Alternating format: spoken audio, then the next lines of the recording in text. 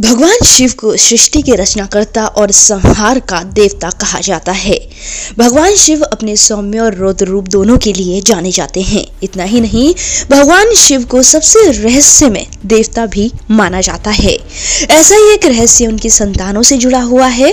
वैसे तो उनकी संतानों के रूप में हम सभी कार्तिकेय और श्री गणेश जी को जानते हैं, लेकिन क्या आप जानते हैं भगवान शिव की 8 संतानें थीं, जिनमें से उनकी एक पुत्री भी थी।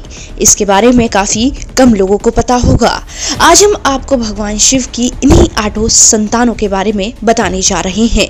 लेकिन अगर आपने हमारे चैनल रेड ऑन एंटरटेनमेंट को सब्सक्राइब नहीं किया है तो जरूर सब्सक्राइब करें। इसके साथ साथ नीचे लगी हुई घंटी को दबाना ना भूलें, ताकि हमारी वीडियो सबसे पहले आपको मिल सके। तो चलिए आपको बताते हैं भगवान शिव की 8 संतानों के बारे में।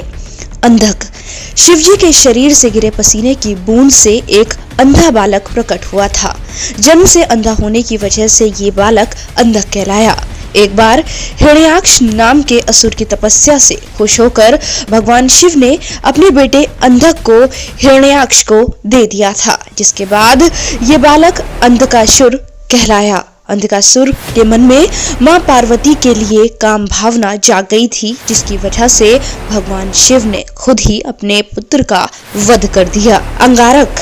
अंगारक को मंगल ग्रह के रूप में भी जाना जाता है। वैसे कुछ कथाओं में अंगारक को भगवान विष्णु के द्वारा उत्पन्न होने का कहा जाता है, लेकिन कुछ लोगों का मानना है कि अंगारक भगवान शिव से ही पैदा हुए थे।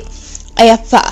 भस्मासुर से भगवान शिव की रक्षा करने के लिए भगवान विष्णु ने मोहिनी का रूप धारण किया था, जिसके बाद भगवान शिव और मोहिनी ने अयप्पा नाम के एक बालक को प्रकट किया था, जिसे बाद में भगवान शिव की ही संतान कहा जाने लगा। भगवान अयप्पा का दक्षिण भारत में एक बहुत ही बड़ा मंदिर है। श्री गणेश।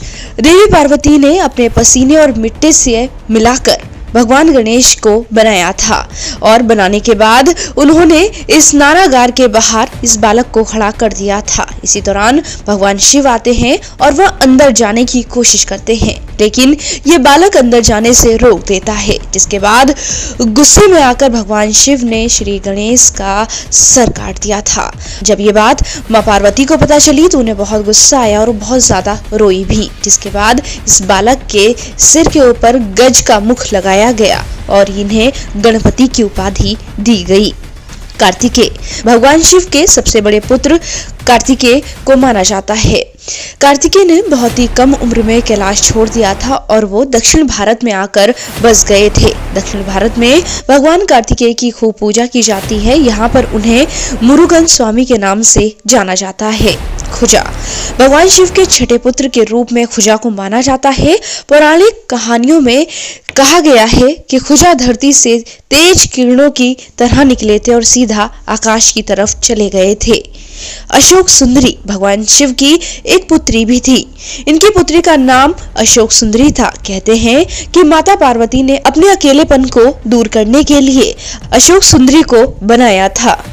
जलंधर। जलंधर को भगवान शिव का ही अंश माना जाता है। भगवत पुराण में इसका वर्णन भी मिलता है। भगवान शिव ने अपना तेज समुद्र में फेंक दिया था, जिसके बाद जलंधर नाम का एक बालक उत्पन्न हुआ था, जिसके बाद भगवान शिव और जलंधर के बीच युद्ध भी हुआ था। जलंधर को भगवान शिव का ही अंश माना जाता है। इस तरह भगवान शिव की 8 संतानों का अलग अलग पुराणों में वर्णन मिलता है। अगर आपके पास भी कुछ ऐसी जानकारी है तो उसे कमेंट बॉक्स में जरूर शेयर करें।